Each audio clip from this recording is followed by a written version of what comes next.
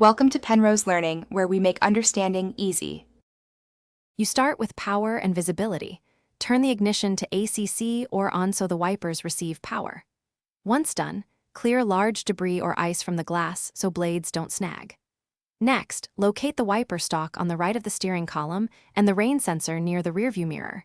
You need to know INT, low, HI, and auto positions. Now, move the stalk to INT to test intermittent operation and listen for motor engagement.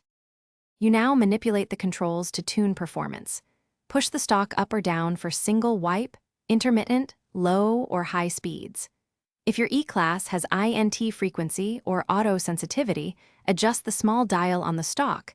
This changes delay or rain sensor responsiveness, which matters in light showers. Pull the stalk toward you to activate washer fluid. Hold for continuous spray. Make sure to watch blade travel. You finish by returning the stalk to OFF and visually inspecting the blade sweep. Look for streaks or areas that didn't wipe. If you see streaking or chatter, replace the blades. They wear faster than you think. If the motor hums but the arms don't move, make sure to check the wiper fuse and the linkage at the cowl. A slipped arm or broken linkage is common.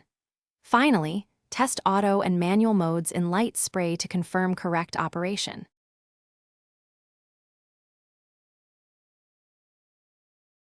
Thanks for watching. If this was helpful, leave a like and consider subscribing. See you next time.